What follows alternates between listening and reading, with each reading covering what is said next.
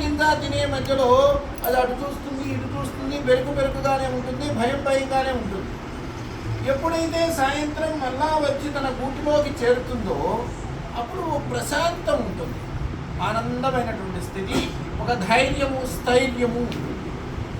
అలానే పైకి ఒక రాయిని విసిరివేశాం. ఆ రాయి ప్రయాణం ఎంతవరకు? ఎప్పుడు దానికి ప్రశాంతత? మళ్ళా భూమిని చేరేవరకు.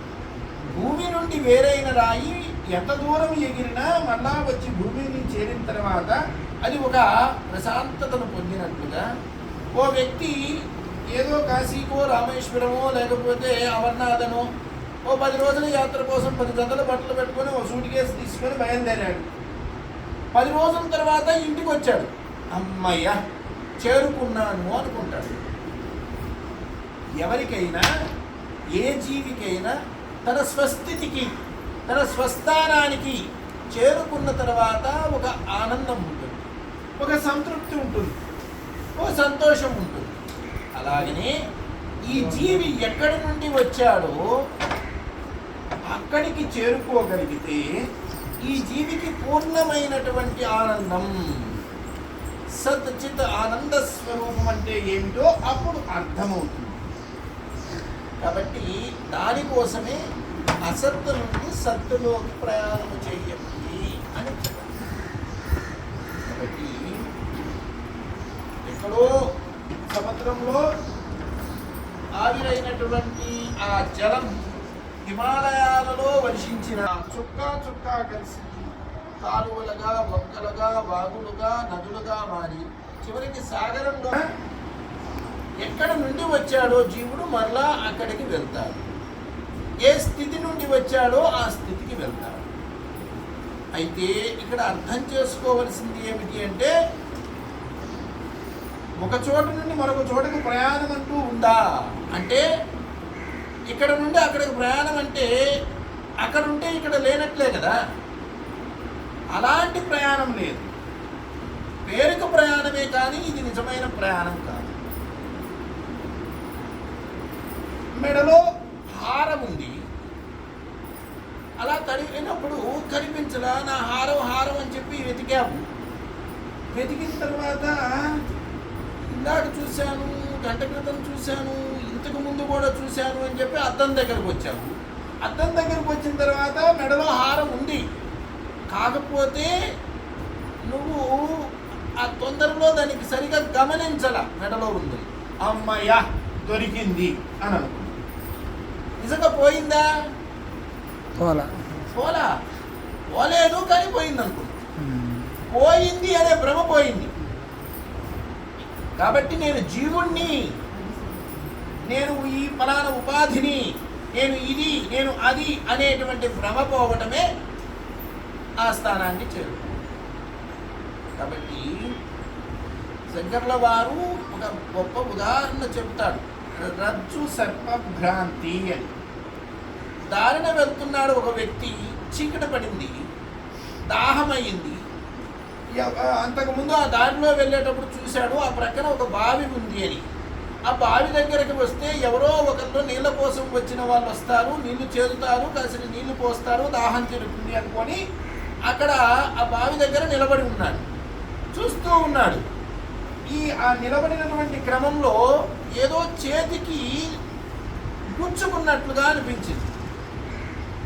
ఏదో తగిలింది, గుచ్చుకుంది అని చెప్పి అలా చూస్తే చీకట్లో ఏదో గుచ్చుకుందని చెప్పి కొంచెం దూరంగా వచ్చాడు. అలా చూస్తే ఆ బావికి వేలాడుతూ పాము కనపడింది. ఇంకేముంది, నన్ను పాము గరిచింది అని అనుకున్నాడు. పాము గరిచింది అని చెప్పి కేకలు పెడుతున్నాడు. ఇతనికి చెమటలు పడుతూ ఉన్నాయి, నోటి వెంట నురుగు కూడా వస్తూ ఉంది, ఒళ్ళు కూడా చల్లబడిపోతూ ఉంది. అక్కడ కింద పడి కొట్టుకుంటున్నాడు. ఈ తంతంత దూరం నుండి ఎవరో చూశారు, ఏదో జరిగింది, ఏదో అరికిడైందని చెప్పి వాళ్ళంతా వచ్చారు. ఏమైందంటే నన్ను పాము కరిసింది అన్నాడు. పాము కరిసిందంటే అందరూ చుట్టుముట్టారు, జనమంతా ఎలయ పులయ మలయ అందరూ వచ్చారు. పాము ఒక వైద్యుడు వచ్చాడు, పాముకు వైద్యం చేసేవాడు. పాము ఏమిటో తెలిస్తే వైద్యం చేయవచ్చు, ఈ చుట్టుప్రక్కలే ఉంటుంది, ఎక్కడ కరిసింది నిన్ను అంటే అదిగో ఆ బావి దగ్గర కరిసింది. అక్కడ ఏదో ఒక దీపం తీసుకొని రండి. దీపం తీసుకొని వచ్చారు. దీపం తీసుకొని వచ్చి చూస్తే అక్కడ ఏముంది? చాంతాడు అంటాం కదా మనం కొన్ని ప్రాంతాల్లో, తాడు.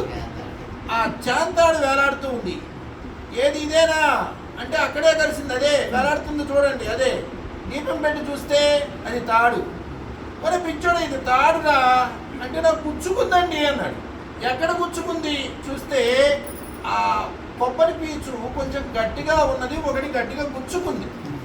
ఒరే నాయన, విషపురుగు పాము కరిస్తే 2 గుర్తులు ఉంటాయిరా, నీకున్నది ఒకటే చూడు, ఈ కొబ్బరి పీచు గుచ్చుకుంది. కొబ్బరి పీచా అండి అన్నాడు. టక్కున లేచి కూర్చున్నాడు. అంటే శరీరం మామూలు స్థితికి వచ్చింది, చెమటలు పట్టడం ఆగిపోయింది, నురుగా ఆగిపోయింది, అన్నీ ఆగిపోయింది. పాము కలిసిందనేటువంటి భ్రమలో ఈ లక్షణాలన్నీ కనపడ్డాయి. ఇప్పుడు నిజంగా పామునికి వైద్యం జరిగిందా? పాము చచ్చిందా? వైద్యం జరిగిందా? నిజంగా పాము పుట్టిందా? లేదు. అలాగనే నేను ఉపాధి, నేను జీవుణ్ణి, నేను ఫలానా ఫలానా ఫలానా అనేటువంటి బంధనం ఏదైతే ఉందో అది మనకి రాగము, అది పట్టి పీడిస్తుంది. దీన్ని తప్పించుకోవడమే, ఈ పాశం నుండి బయటపడటమే పశుత్వాన్ని వదిలిపెట్టడం. ఈ పాశం నుండి తప్పించుకోగలిగితే పశువు నుండి పశుపతి అయినట్టే. ఇదే సాధన.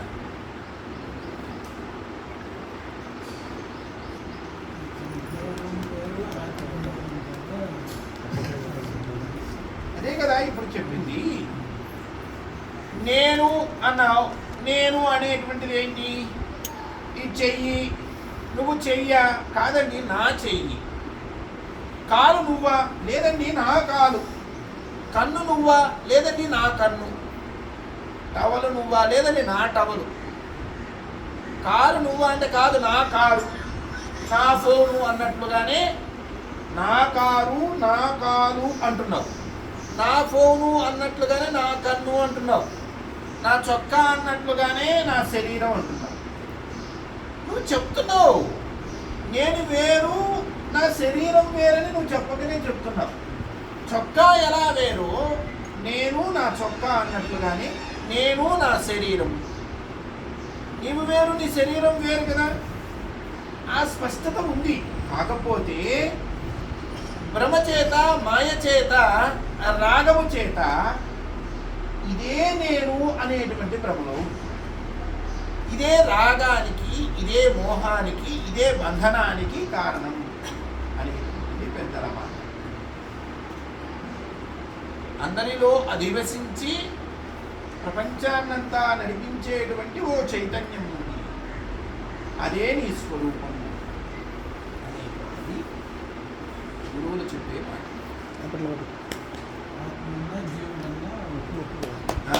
తెలుసుకోకముందు జీవుడు వేరు, ఆత్మ వేరు. తెలుసుకున్న తర్వాత జీవుడే ఆత్మ, ఆత్మే జీవుడు.